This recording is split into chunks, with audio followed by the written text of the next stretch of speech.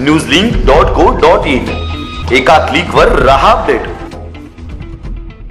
2019च्या विधानसभेच्या निवडणुकांची रंगीत तालीम म्हणून पाहत असलेल्या पनवेल महापालिका निवडणुकीसाठी खारघर प्रभाग क्रमांक 4 मधील भाजपचे उमेदवार प्रवीण काळूराम पाटील आणि नेत्रा किरण पाटील यांनी आपला उमेदवारी अर्ज दाखल केला।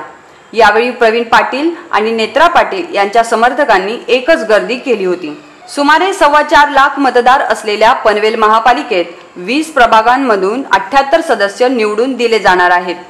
माजी खासदार रामशेठ ठाकूर आणि आमदार प्रशांत ठाकूर या पिता पुत्रांनी पनवेलकरांवर आपली पकड अधिक घट्ट करण्याकरिता सारी ताकद पणाला लावली आहे। भाजपचे प्रवीण पाटील आणि नेत्रा किरण पाटील यांनी खारघर प्रभाग क्रमांक 4च्या रणमैदानात दमदारपणे पाऊल ठेवले आहे।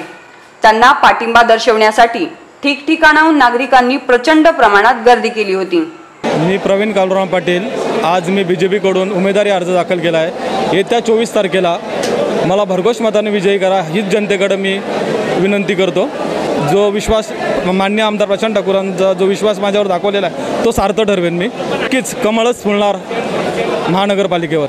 प्रभाग क्रमांक 4 मधूनच भाजपच्या नेत्रा पाटील यांनी देखील राजकारणाच्या माध्यमातून खारघर मधील लोकांसाठी लढायचं ठरवलंय।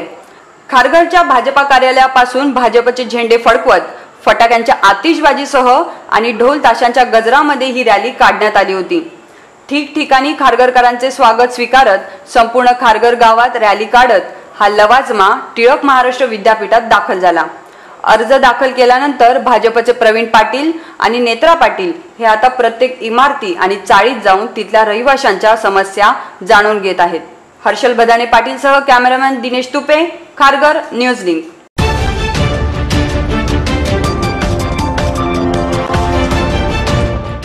newslink.co.in एका क्लिकवर रहा अपडेट।